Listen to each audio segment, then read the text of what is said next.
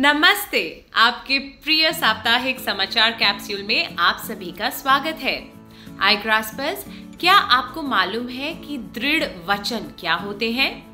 वे ऐसे सकारात्मक वाक्य होते हैं जो आपको आगे बढ़ने के लिए प्रोत्साहित करते हैं और साथ ही आपको आपकी योग्यता और शक्ति का आभास भी कराते हैं। चलिए शुरुआत करते हैं हमारे न्यूज कैप्सूल की। इसी हफ्ते के शुरू में सीरिया और टर्की की सीमा के समीप 7.8 मैग्नीट्यूड के भूकंप के तेज झटके महसूस किए गए। उस क्षेत्र में कई बिल्डिंग्स गिरने से कई लोग जख्मी हो गए। वहां लोगों को ढूंढकर निकालने के लिए राहत कार्य किए जा रहे हैं। क्या आपको मालूम है, यह पिछले 100 साल में इस क्षेत्र में आया सबसे तेज भूकंप था। देश के दक्षिणी भाग में सर्च एंड रेस्क्यू टीम्स भी भेजी गई हैं। भारत सरकार ने भी नेशनल डिजास्टर रिलीफ फोर्स के 2 दल भेजे हैं, जिनमें 100 पर्सनेल के साथ विशेष रूप से प्रशिक्षित डॉग स्क्वाड्स भी हैं। साथ ही इस प्रोसेस में काम आने वाले आवश्यक इक्विपमेंट भी भेजे गए हैं। तुर्की के एम्बेसडर ने इस सहायता के लिए धन्यवाद देते हुए कहा है कि अ friend in need is a friend Indeed. Madras के इंडियन इंस्टीट्यूट ऑफ टेक्नोलॉजी और इंडियन स्पेस रिसर्च ऑर्गेनाइजेशन ने हमारे भारतीय एस्ट्रोनॉट्स को स्पेस के फाइनल फ्रंटियर के रूप में तैयार करने के लिए एक इनोवेटिव सॉल्यूशन बनाया है। वर्चुअल रियलिटी, ऑगमेंटेड रियलिटी और मिक्स्ड रियलिटी सॉल्यूशंस के प्रयोग से एस्ट्रोनॉट्स अब सिमुलेशंस ऑफ स्पेस और मेडिकल इमरजेंसीज के विशेष प्रशिक्षण प्राप्त कर सकेंगे।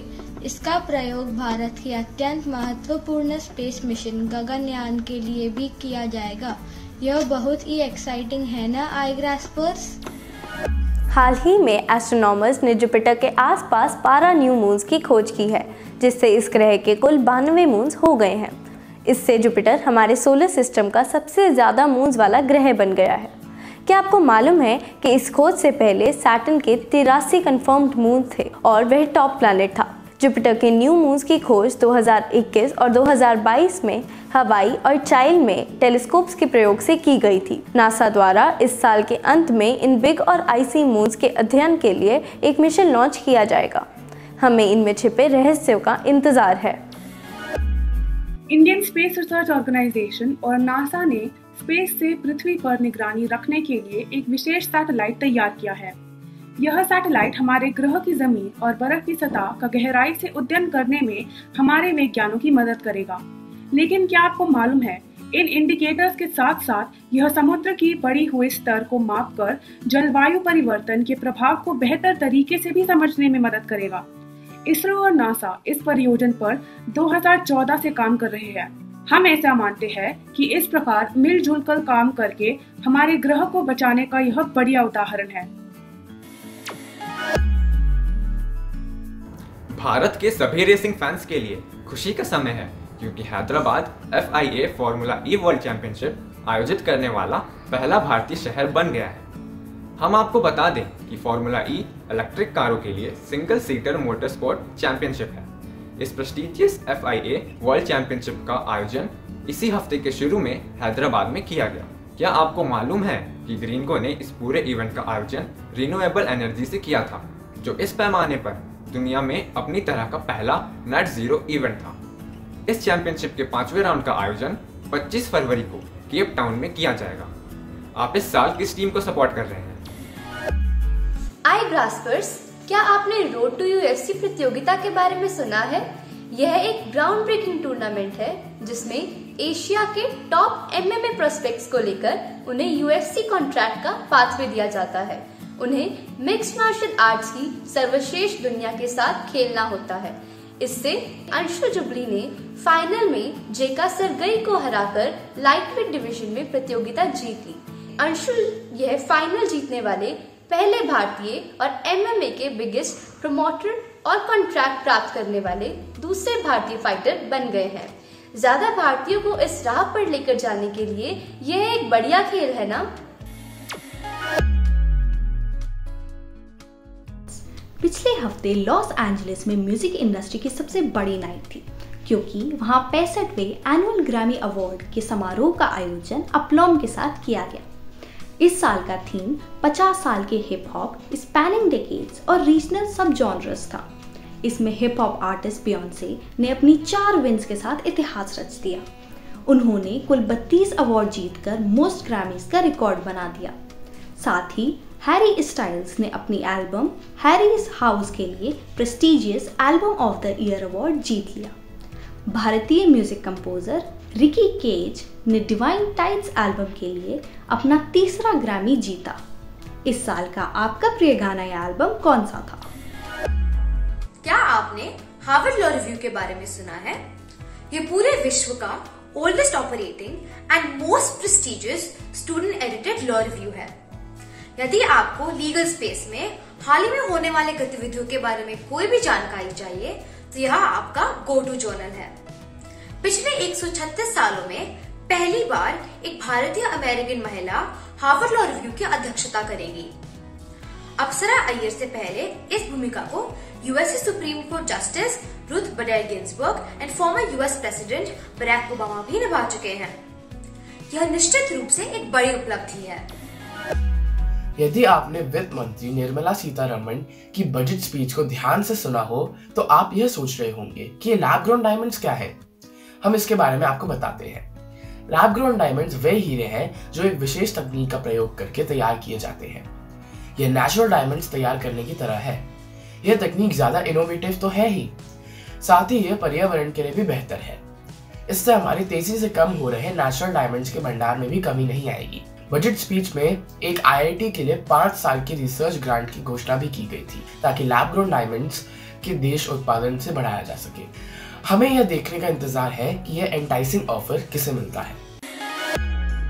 इस सप्ताह का मुहावरा है अंधे की लाठी, जिसका मतलब है एकमात्र सहारा। बाप की मृत्यु होने के कारण शाम ही अपनी माँ की अंधे की लाठी है। बूझो तो जाने, बीमार नहीं रहती फिर भी खाती है गोली, बच्चे बूढ़े डर जाते सुन इसकी बोली। बंदूक। पहचानो कौन? रूस में पैदा हुई ये अमेरिकन राइटर और फिलोसोफर अपने फिक्शन के लिए प्रसिद्ध है। इन्हें ऑब्जेक्टिविज्म नाम के फिलोसॉफिकल सिस्टम की खोज का सम्मान प्राप्त है। वह एक बार अनायास ही हॉलीवुड डायरेक्टर कैकीले दिमिले से मिली और उन्हें द किंग ऑफ किंग्स में एक एक्स्ट्रा की भूमिका निभाने का मौका मिल गया। ये 1927 में बनाई गई एक प्रसिद्ध साइलेंट फिल्म थी। इसी सेट पर वह अपने होने वाले पति फ्रैंक ओकॉनर से भी मिली। 1937 में उनकी पुस्तक द एंथम एक डिस्टोपियन फ्यूचर वर्ल्ड है जिसमें टोटलिटेरियन कलेक्टिविज्म की जीत इस हद तक हुई कि आई शब्द का स्थान वी ने ले लिया। हो सकता है कि सब उन्हें ना पहचाने। वे Atlas Shrugged and The Fountainhead की लेखिका आयन रैंड है। क्या आपको मालूम है कि रैंड यूनाइटेड स्टेट्स में मॉडर्न लिबर्टेरियन मूवमेंट से जुड़ी हुई है?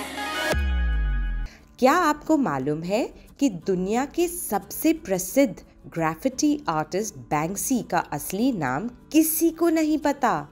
ये प्रसिद्ध कलाकार अपने कंट्रोवर्शियल और पॉलिटिकली थीम्ड पीसेस के लिए जाने जाते हैं। लोगों का मानना है कि वे इंग्लिश ओरिजिन के हैं और मिड 70s में पैदा हुए थे। बैंक्सी को 90 के दशक में ख्याति मिली थी। Exit through the gift shop नाम की डॉक्यूमेंट्री उनके बारे में है। भित्ति चित्रकला के प्रथम प्रमाण कहाँ मिले थे?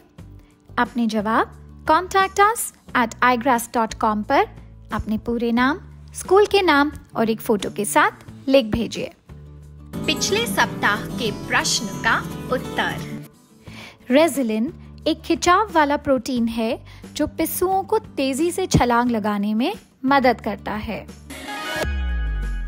भावी युवाओं के लिए भारत के प्रमुख समाचार कैप्सूल iGrass द्वारा आयोजित साप्ताहिक क्विज में सफलतापूर्वक भाग लेने पर आर्य विद्या मंदिर जुहू मुंबई की ऋचा जैन का हार्दिक अभिनंदन।